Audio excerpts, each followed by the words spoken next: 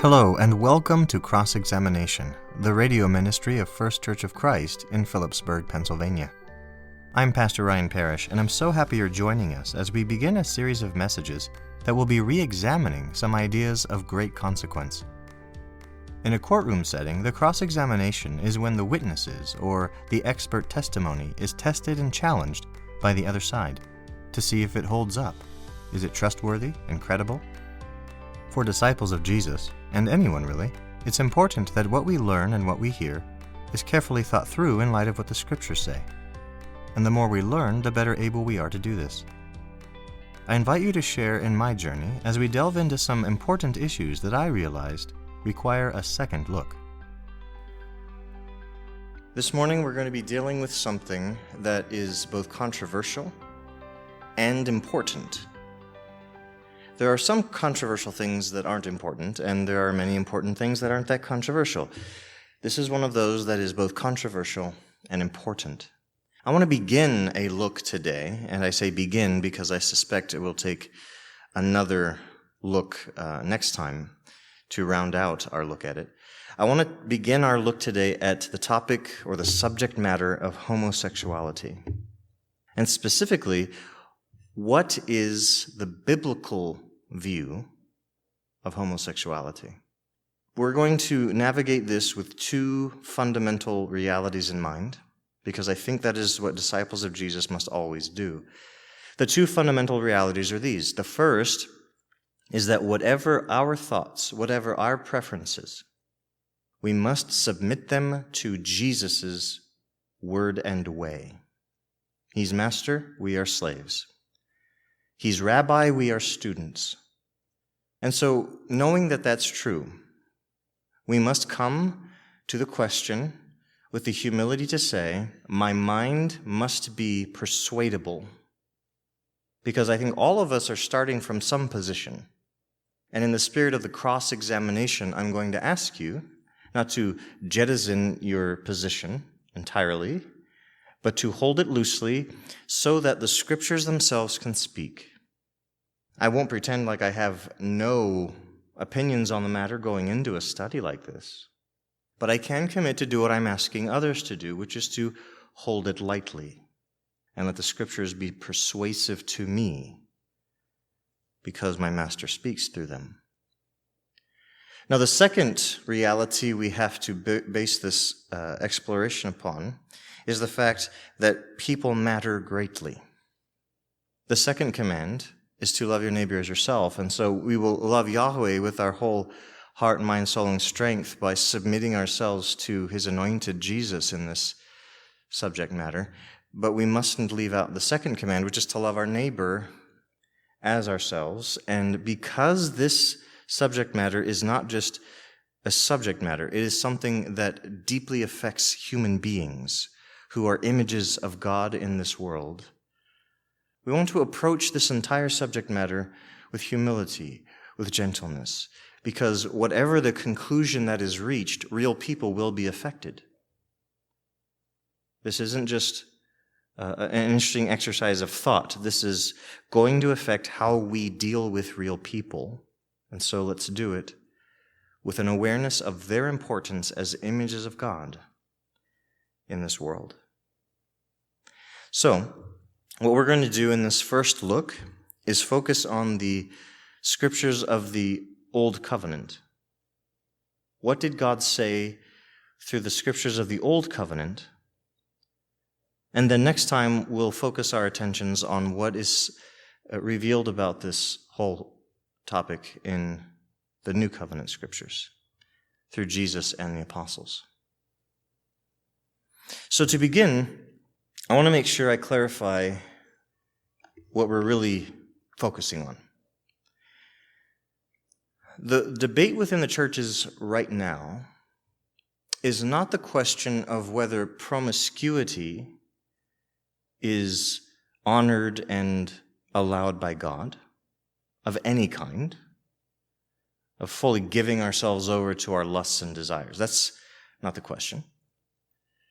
The question we're going to be trying to seek the answer to is what God does with faithful, monogamous homosexual relationship akin to traditional marriage.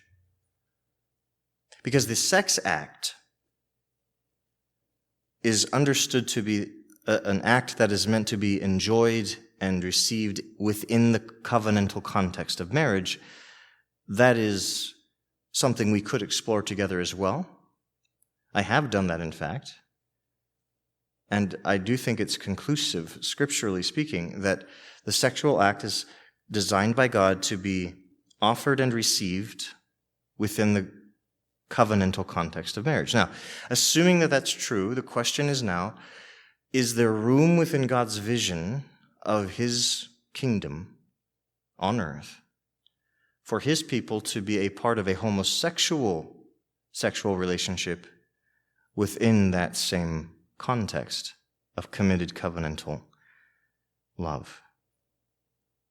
Now, it's very likely that you've heard different Christians speak to this issue, and I hope that's true, because this isn't something that we should ignore or approach and dismiss too lightly as something obvious and of little consequence to us. So what I want to do is revisit the scriptures that are used in the discussion, and as is our habit in this series of cross-examination, try to look at them afresh to see if the uses of these scriptures are actually all that helpful or all that clarifying. So we're going to begin where this conversation often begins, in Genesis chapters 1 and 2, the creation account and the order of creation that God himself designed. Now, the real issue here is rooted in the reality of God being the creator and God being the one who designs marriage in relationship for human beings, his images. Human beings, if you remember, are created on the sixth day. They are the final creature that God creates in the earthly sphere. Now, here's what we read about this first interhuman relationship. Let me read now from Genesis chapter 2. I'm going to start in verse 20. But for Adam, no suitable helper was found, meaning among the animal life. So Yahweh God caused the man to fall into a deep sleep. And while he was sleeping, he took one of the man's ribs, which could mean just generally a piece of his side, and then closed up the place with flesh. Then Yahweh God made a woman from the rib he had taken, or from the piece of his side, that he had taken out of the man, and he brought her to the man. God himself presents this second human creation to the first human creation. The man said, "This is now bone of my bones and flesh of my flesh. She shall be called woman, for she was taken out of man. That is why a man leaves his father and mother and is united to his wife, and they become one flesh. Adam and his wife were both naked, and they felt no shame." Now, you combine this with what we read in chapter 1, which is that God blessed the male and female he had created as his image, and he told them to be fruitful and multiply. And we, of course, understand that the male and the female have to be in combination to procreate, therefore be fruitful and multiply in terms of offspring. Now, the argument would be made from those who oppose embracing homosexuality as pleasing to God or acceptable to God. They would say that in the creative design of God, the first marriage was between a man and a woman, and attached to that was a call to be fruitful and multiply, in other words, to procreate, to bring about more humans in the story. Now, it makes sense at the very beginning of the story, when there's only two humans, that those two humans should procreate unless God's going to just individually make new ones all the time. So in God's design, these first two humans are going to be the source of the other humans that are going to arrive on the scene. And so procreation is the design of God. Humans must participate, and a male and a female will be needed in order for that participation to lead to other human beings being born. Okay, so we get that. That makes sense in the creation story. But here's where I'm not sure that this argument settles the issue as clearly as some suppose. If we're going to say that those who live under Jesus now should use this model of the created order to show us what God accepts in terms of our lives sexually and relationally, then we raise some questions, don't we, about other kinds of lifestyles. I'll give you one example. What about those who are single and remain so throughout their life? According to the creation design, it's not good for man to be alone, and therefore should get married and should be a part of the procreation process if you're going solely on the first human relationship with another human. So should we conclude then that being single and celibate your whole life is against God's call on your life, that he would not accept that lifestyle? No, we can't conclude that at all, can we? John the Baptizer, as far as we understand it, was single and celibate. Jesus the Messiah, as far as we know, is single and celibate. Paul the Apostle, at least for the time we see him in the book of Acts serving Jesus the Christ, is a single man who is celibate.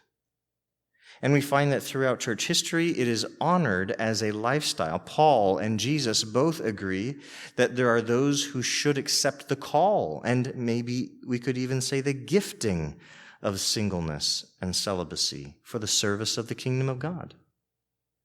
So clearly, the first created relationship between humans isn't the catch-all model that everyone needs to follow in order to please God. So that's one part.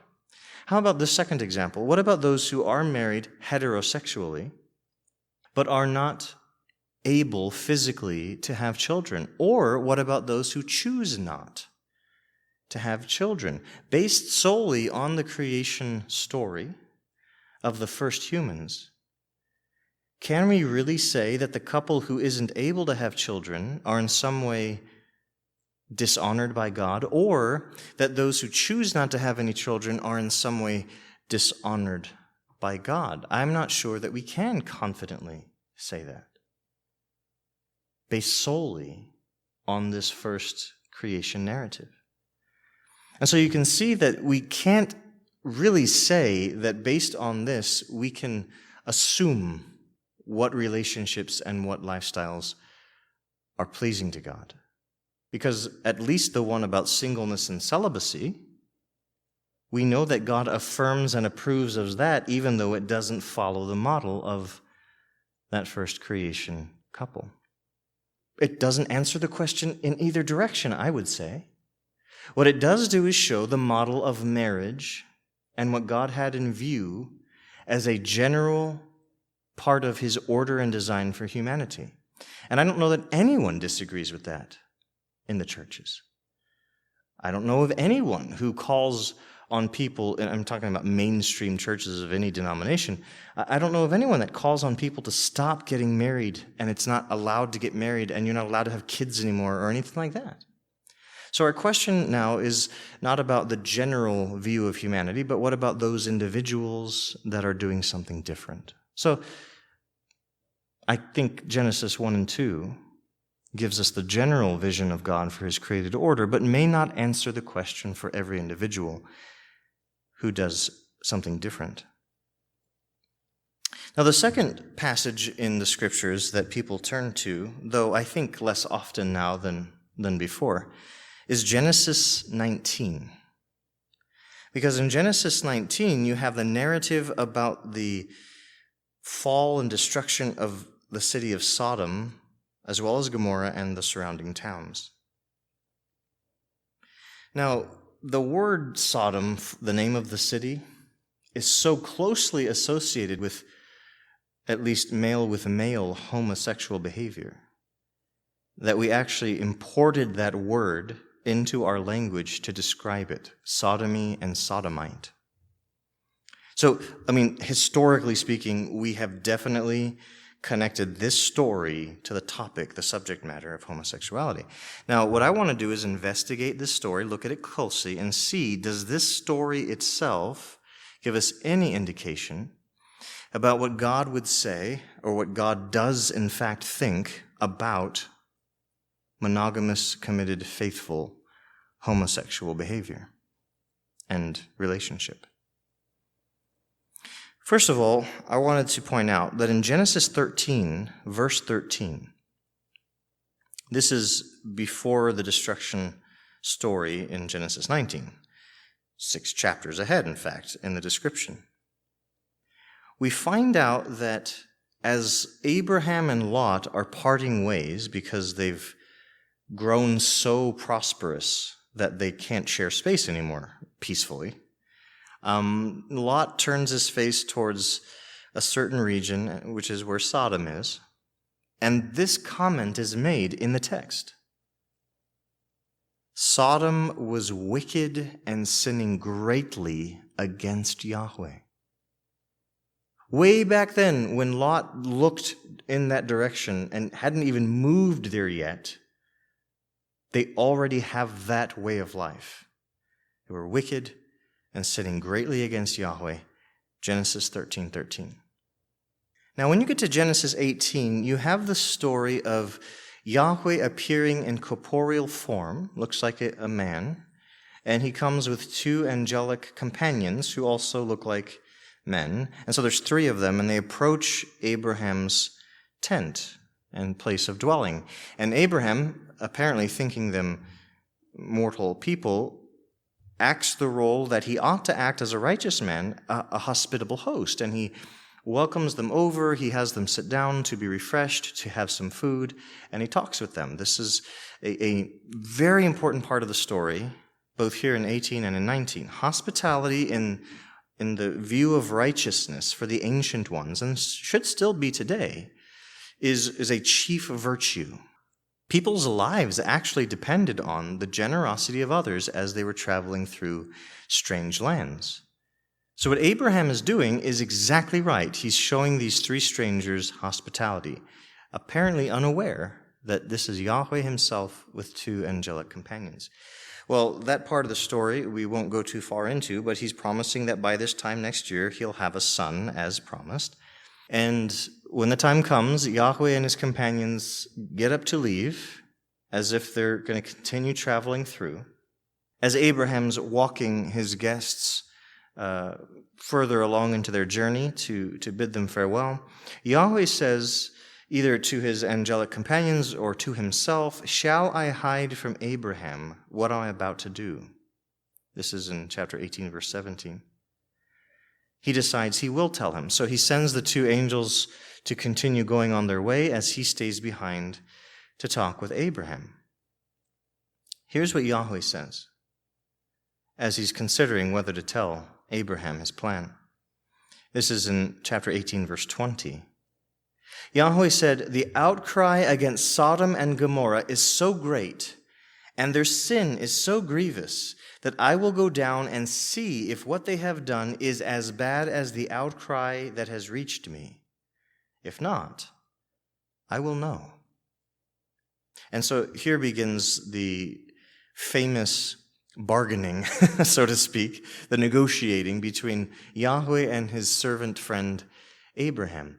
Because Abraham is begging God, when he hears of this plan of God, to potentially destroy this city for its wickedness, knowing his nephew Lot is there, he's begging God to show mercy if there are any righteous people in the city. So the negotiations end when God promises that for the sake of 10 righteous people in the city, he won't destroy the whole city. Just 10 out of this large city. Not large by our standards, certainly, but a large city, no doubt. For 10 righteous, the whole city will be spared. Now, that is where we leave it with Abraham and Yahweh in corporeal form. Now the attention turns to the two angelic companions that continue on and go to Sodom. They arrive in Sodom in the evening, it says in chapter 19, verse 1. And Lot was sitting in the gateway of the city, which seems to indicate he was important in the city, which might make sense, because if he's a righteous man, which the scriptures indicate, then God's favor would have been on him, and all of that makes good sense. So he's sitting in the gateway of the city, apparently some kind of official of the city, and when the two angelic travelers come through, it doesn't seem that he knows they're angelic, just as Abraham probably didn't.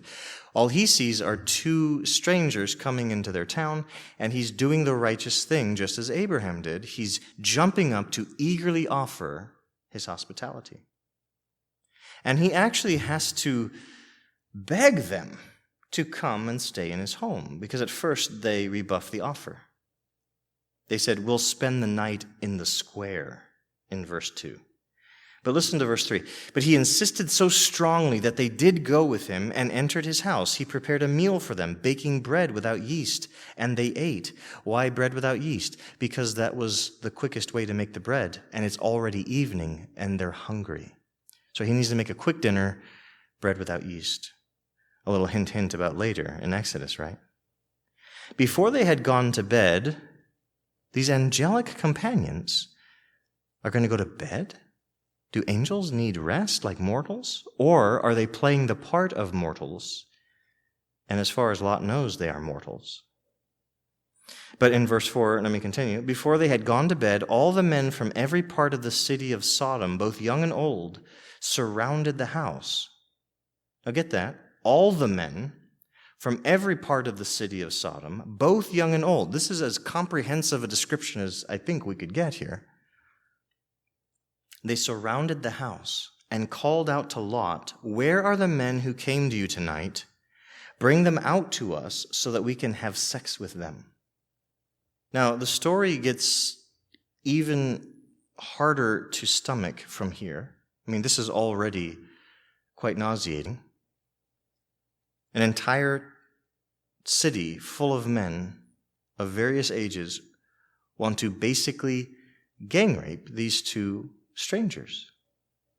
I mean, think about the contrast between the righteous man who's eager to help meet their needs as travelers who are hungry and tired and needing a place of protection and safety as they go through this strange land. That's Lot, the righteous one, meeting their needs at the expense of his own food and privacy and everything else. But the rest of the men in the town are the exact opposite of that. Not only are they not helping these strangers have their needs met, they are wanting to violate everything about these strangers for their own pleasure. This is as an exact opposite of hospitality as you can imagine. So Lot went outside to meet them, it says in verse 6, and shut the door behind him and said, "No, my friends, don't do this wicked thing." Why is it wicked? Just because they're men wanting to have sex with men? No, I mean, honestly, think about if these were women outside the house demanding to be given these two men. Would that make this not wicked? Or what if the ones outside are men, but they're demanding women travelers be given to them to rape them and have their way with them? Would that be not wicked? No. I don't think it's which gender's doing what to which gender. Isn't just the fact that they're doing this at all is so horribly wicked. Right? Now, in this case, it's men demanding that men be given to them. So there's no way to deny that this is a homosexual situation, sexually. But what I'm saying is that really the issue of wickedness, do you think? So Lot says, "No, my friends, don't do this wicked thing." Verse 8, "Look, I have 2 daughters who have never slept with a man. Let me bring them out to you, and you can do what you like with them." By the way, we find out they are pledged to men. They are pledged to be married to other men. So this is such a big thing that Lot is doing to protect the guests who are under his roof. So let me continue. In verse 8, he says, "Look, I have 2 daughters who have never slept with a man. Let me bring them out to you, and you can do what you like with them." What? Did he seriously just offer his 2 virgin daughters to be treated however these obviously horrible townspeople want to treat them in order to protect these 2 grown men strangers? Now, honest to goodness, if he thought they were angels, supernatural beings of great power, don't you think he would have said, hey, angels, you could take care of yourselves, right? Why offer his daughters? This is how high a virtue hospitality was understood to be by Lot. Now, I don't know if you're familiar with the story. I'm not going to continue the story from there. I just wanted to lay the groundwork for what the whole passage is dealing with, so that we can ask the question, is this text on its own evidence at all of what God would say about faithful, monogamous, homosexual relationship? And I have to conclude personally, no, because again, if there was a heterosexual combination of genders going on here, I don't think that would make all of this okay. Now, there is a homosexual situation being presented here, but not one that would be decent if it were heterosexual, right? So we can't really draw conclusions yet, isn't the whole point.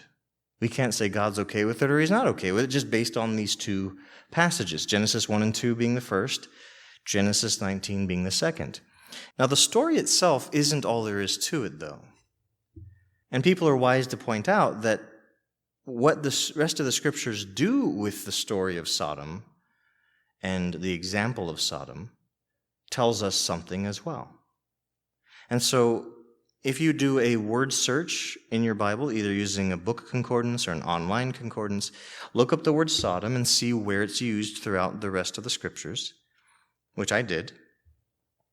And what you find out is when Sodom and Gomorrah, or just Sodom, is talked about by others in the scriptures, namely Moses, a lot of the prophets, Peter, and Jude. And then in Revelation, it's also brought up. When you take a look at how it's discussed in the rest of the scriptures, you find out that the homosexual element is only mentioned possibly in the Jude verse 7 text. So what I'd like to do is just really quickly give you a summary of how the other scriptures deal with it, and then we're going to look a little more carefully at the Jude verse 7 reference to Sodom and Gomorrah. First of all, Moses does deal with the example of Sodom and Gomorrah in Deuteronomy 29, verse 23, where he presents them, Sodom and Gomorrah, as an example of Yahweh overthrowing the wicked in his fierce anger. So he brings up an example that the Israelites would have been very familiar with, even though it happened a long time before Moses is saying this. The memory of it is still in the collective minds of the Israelites. So this was a famous story, clearly, to the ancient peoples. And he reminds them that Yahweh overthrew those wicked Sodom and Gomorrah people in his fierce anger and warns the Israelites not to become overthrown also in Yahweh's fierce anger. So there's no specific mention of what sin exactly. And as I pointed out, they were sinful before Lot ever entered the city, and they were sinful before those angels ever showed up in the city. It wasn't that event that led them to judgment. That event simply verified how evil they were all along, that part of the story. In fact, remember what Yahweh said. The cries that he was hearing from people in that region were cries of people saying to the God on high, something needs to be done about these horrible people. And God was going to investigate to verify if that was the case. So clearly, the sin of this place was so great for so long, God had to finally bring down his judgment and destroy them with heavenly fire. Now, in Isaiah 13, in Jeremiah 49, in Jeremiah 50, in Amos 4, and in Zephaniah 2, And in all those prophets, Sodom and Gomorrah are brought up in reference to God overthrowing them because of their wickedness. In Deuteronomy 32, again, Moses is speaking, and he brings them up again. Sodom and Gomorrah are brought up again as like the poster children of wicked people, without any specifics as to what wickedness they were guilty of. They was just kind of understood. They were wicked all around. In Isaiah chapter 1, verses 9 and 10, Sodom and Gomorrah are brought up again, and by the way, God uses them and compares them to his own people. And that comparison would have been like a sock in the gut. Because if God compares you to Sodom and Gomorrah, he's pretty much saying you are the bottom of the morality barrel, right? And he's warning them that they too will face the destruction that comes upon the wicked, just like destruction came on Sodom and Gomorrah. Now, in Isaiah 3, verse 9, we find out that one of the elements of Sodom's sin is that they paraded their sin. They were proud of it. And it says they didn't hide it. And they brought disaster upon themselves. And again, that's a warning to God's own people. Don't be like them. Don't be proud of your sin. Repent of your sin. Don't flaunt your sin. Repent of your sin, or you too will bring disaster upon yourselves. Again, nothing specific about what sin. This is more about the boldness of their sin in Isaiah 3, verse 9. We also see that idea in Jeremiah 23, verse 14. God's people are boldly sinning just like Sodom and Gomorrah. And they're committing adultery and living a lie, it says, as it compares them to that.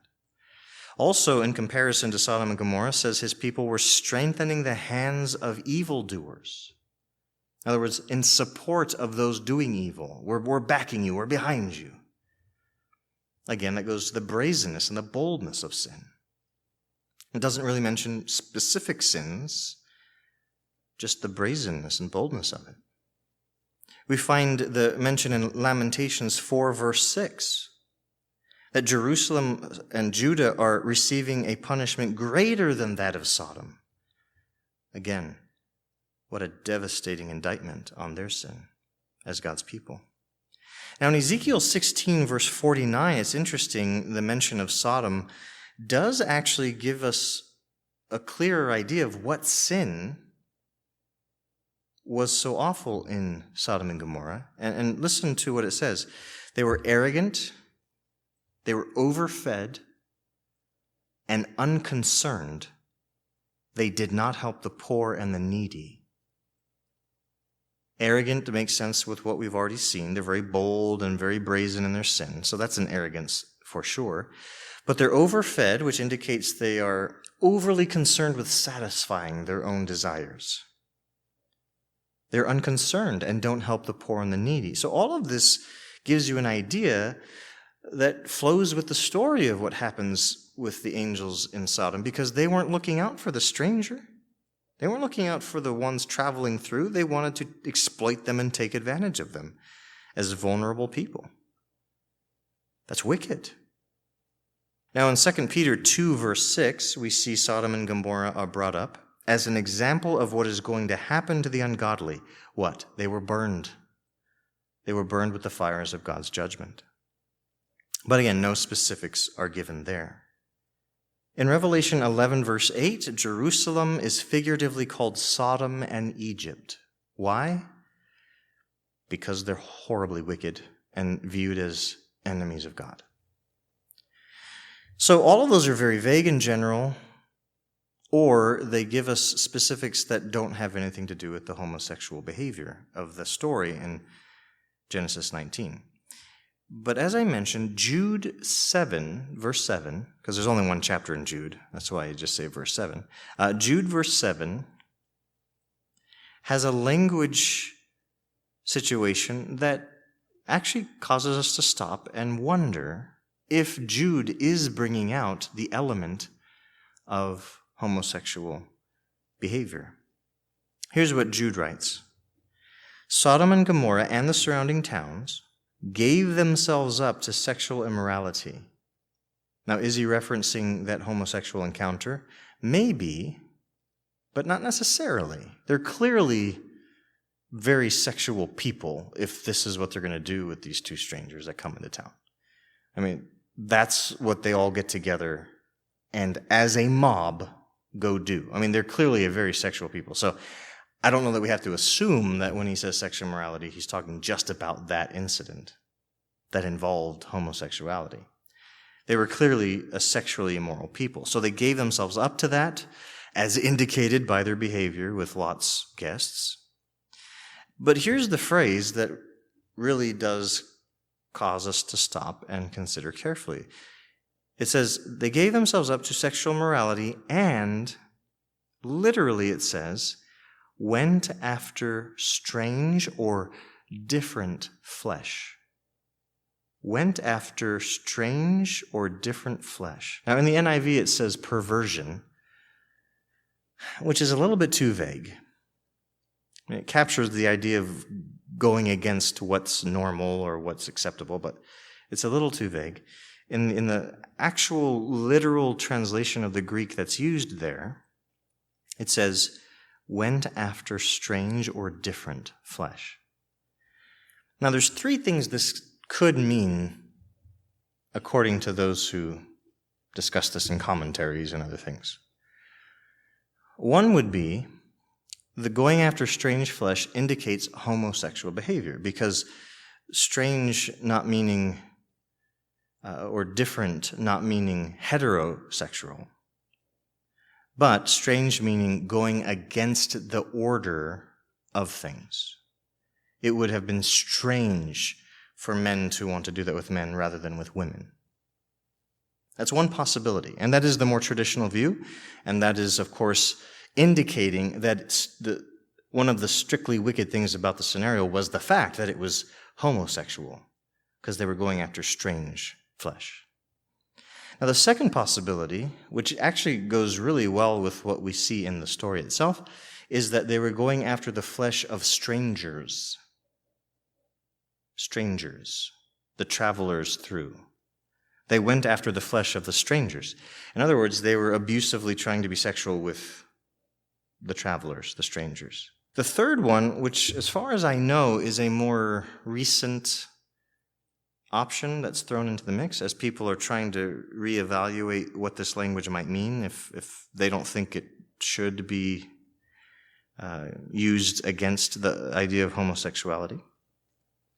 Some have said that what it means when it says that they went after strange flesh actually indicates that they were going after angelic flesh, meaning different kinds of being, like a different species of being, not just different gender within the human race, or same gender within the human race.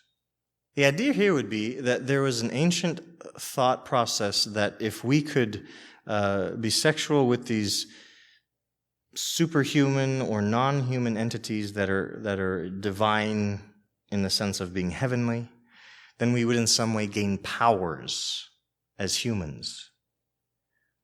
The idea there would be going after strange flesh means going after the flesh of non-humans, the higher power in this human form. Now, one piece of evidence they give for this view of the idea of their trying to have sex with beings that they know to be angels or know to be, heavenly beings, is that right before that verse, he had mentioned the angelic beings that gave up their proper place and were being held for punishment, for judgment. And then he says, in the same way, the people there in Sodom gave themselves over to sexual immorality and went after strange flesh. And so the people who see it this way would say, see, in the first example, it's angels going after women, human women. And that's a whole long story. I don't know if you're familiar with that thing in Genesis 6. The idea that sons of God, meaning heavenly beings, came and had children with human women and brought about the Nephilim and all that. That's a really long story to go into. But with that in the background, they would say, see, in the first example Jude gives there, it's angelic beings going after strange flesh with humans, and in the second example, it's humans going after strange flesh with angels. Now, none of this is super clear, and I think that's the weakest of all the options partly because there's no indication anyone in the story recognized these two strangers as angels. We have no reason to think that these angels showed themselves as angels until they blinded the entire crowd. Notice that Lot is offering them food and is expecting that they're going to sleep. Right? Did he think angels behaved that way? I don't know. But it casts some doubt on the whole idea. And secondly, notice how the men demand that the two be sent out. They said, "Where are the men?" Literally, that's what it says in chapter 19, verse 5 of Genesis. "Where are the men who came to you tonight?" Not "where are the angels" or "where are the supernatural beings?" So the two that make the most sense are going after strange flesh indicates a homosexual pursuit of sex, or that they wanted to exploit the strangers in their midst to go after their flesh, which just highlights how extreme their sexual immorality was. So with that one case or one example of Sodom being referenced in relationship to the sex part, and even that's unclear which element of the sex is being condemned, I'm not sure that there's anything in these texts so far that give us a clear vision of God's view of homosexual sexuality within the proper marital or covenantal relationship of commitment. But we're not quite done looking at the Old Testament. There are two other passages that really must be considered carefully before we move on to the New Covenant scriptures next time. And these are, I think, the two that deserve the most attention because of how explicitly they speak to the issue itself. These aren't narration. This isn't simply telling the story of what God has done or what has happened in the human story. This is now going to be moving to a part of the scriptures where God himself is speaking to what he expects and insists upon from his people Israel. So we're going to be going to Leviticus chapter 18, verse 22, and Leviticus 20, verse 13. Now, before I read these verses, I want to make sure we understand the bigger context. In Leviticus, we're getting a lot of laws about how to worship God properly and what needs to be done to make sure that the worship of God is done in a way he'll accept. We also have laws about how the people of Israel are to live in order to be pure in God's eyes. Now, in chapter 18, we have most of the chapter dedicated to detailing which sexual relationships would defile them as a people. Now, here's the summary statement in chapter 18 of Leviticus, verse 6. No one is to approach any close relative to have sexual relations. I am Yahweh.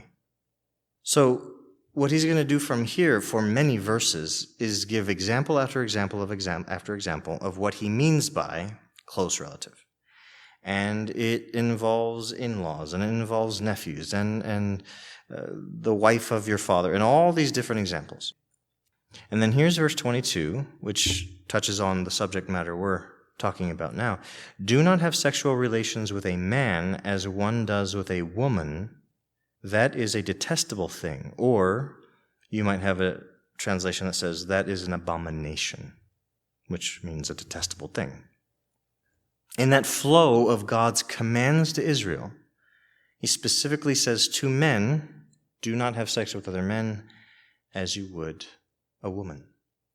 Again, it's a part of a long list. That's not the one, but it's one of many in the list of things that would be defiling. And he specifically calls it a detestable thing or an abomination. Now, some would say, in refuting this as something that helps us understand God's will and God's mind on this matter, they'd say, now this is an old covenant command. This is to the people of Israel. And we are under a new covenant in Jesus and are not bound to the expectations and commands given to Israel under the old covenant. Now, as a general principle, that is true. And we are bound to keep those parts of the law of Moses that were carried over by Jesus and the apostles, which they did carry over several parts of the Old Covenant into the New Covenant, and so we're bound to those things. But here's the problem with that particular objection to using this verse in the conversation. God himself explicitly tells the Israelites that he found that behavior, meaning all of these kinds of sexual relationships and behavior, he found all of it to be defiling to the people in the land before Israel even showed up in the story. Let me read for you the text that follows the part I've read already. In Leviticus 18, verse 24, it says, "Do not defile yourselves in any of these ways, because this is how the nations that I'm going to drive out before you became defiled. Even the land was defiled. So I punished it for its sin, and the land vomited out its inhabitants. But you must keep my decrees and my laws."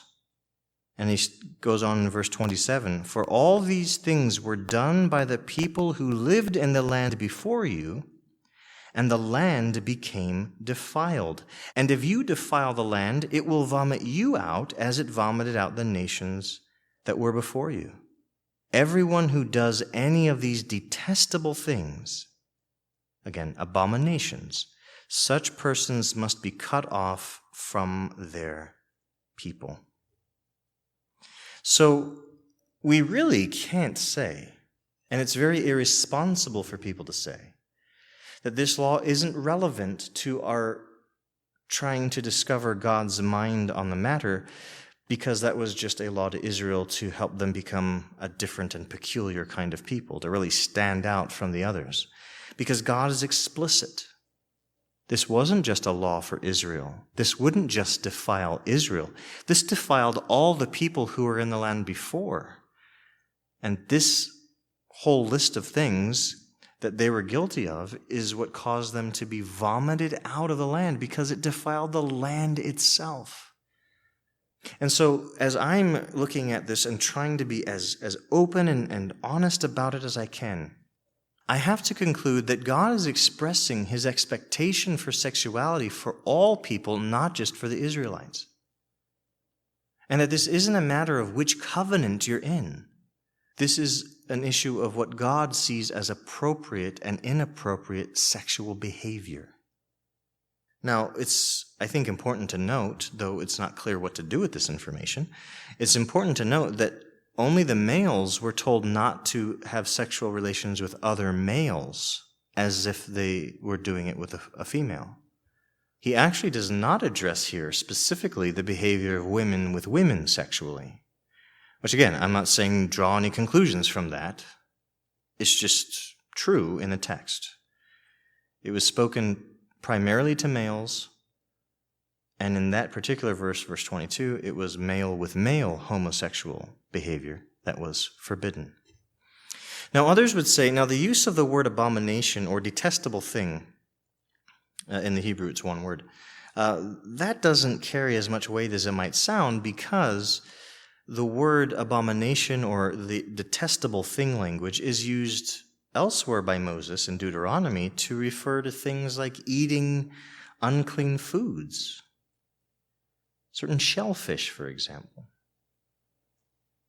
And say, so, look, we under the New Testament are allowed to eat all kinds of foods now that were called detestable by Moses, and so if he calls homosexual behavior detestable, doesn't really seem to carry that much weight if eating shellfish is also called detestable. So what's the big deal?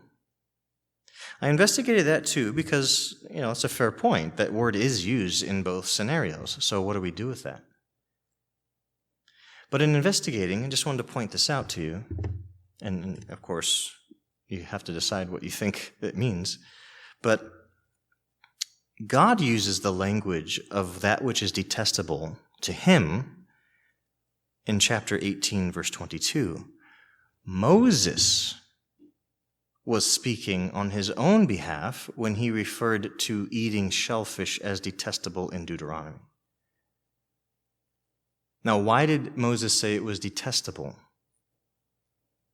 Because God said it was unclean. Don't eat it. It would defile you. So the language of detestable, actually, or abomination, it was used to mean anything that was viewed as out of bounds or shameful to a group of people. I'll give an example just to illustrate how this word was used in the Hebrew Old Testament. So if you remember the story of Joseph being sold into slavery in Egypt, he rises in the ranks to become prime minister, and then his family comes to him, not knowing it's him, comes to him looking for food during a famine. And they're shepherds. Joseph's brothers are all shepherds because they lived a nomadic life, and they're invited to come eat at Joseph's table, and a comment is made as this whole scenario is being described, that these Hebrew shepherds have been invited to eat at an Egyptian official's table with other Egyptians there. And the comment is made that eating with shepherds would be an abomination or would be a detestable thing to the Egyptians. So do you see there, what it indicates when you use that language in the Hebrew context is that to that group of people, it is unthinkable, or it is shameful, or it is absolutely detestable to them. So if God speaks it about something, that means it's detestable to him. If Moses speaks it, he's speaking it as an Israelite receiving the law of God, saying it's now detestable to us. And by the way, he's saying it in Deuteronomy, which means he's saying it 40 years later, when this has been entrenched as a part of their life as Israelites. When God used the language of sexual practices back in Leviticus 18, it's at the beginning of God's life with Israel, when it hasn't become entrenched yet. He's telling them it's detestable. So I really don't think you can dismiss God's use of that word for this and other sexual behaviors just because Moses 40 years later used the language about eating shellfish. It's not a fair comparison, and it's actually really sloppy and lazy thinking to compare those things and therefore dismiss those things as if they don't really matter, which I've seen done on Facebook and in memes and in conversations with people. They throw that out there like it fixes the whole thing quick and easy, and it's just not true. It's not careful thinking, and it's not logical thinking. It really does seem to be sloppy and trying to just make a point. And remember, our goal in the cross-examination motif here is to not be sloppy, not be lazy, but to do the hard, diligent work of re-examining things that we've heard or that we have thought before. Now, the other text I mentioned is Leviticus 20, verse 13, and I'm going to end our look at this for now in anticipation of turning to the New Covenant Scriptures next time. But I wanted to read this text for you just because I think there's one more piece of this puzzle that is important to trying to figure out how God views it now and how he viewed it then when we talk about these various sexual behaviors, including male with male sexual behavior. In Leviticus 20, he rehearses a whole lot of the sexual behaviors he's already forbidden back in chapter 18, and he's now telling you what the consequence is going to be for this kind of behavior. Now, if you go to chapter 20 of Leviticus, verse 13, you read this in the NIV. If a man has sexual relations with a man as one does with a woman, which is the same language as in Leviticus 18:22, right?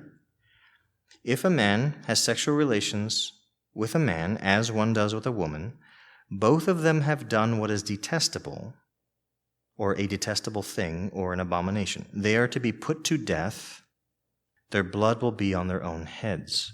Now, of course, I would not at all say that this means we should be seeking the death of people who do this. This is not the point at all. Please, don't misunderstand, please. This was certainly what Israel was told to do, not what we under the new covenant are being told to do, right? I just want to put that out there.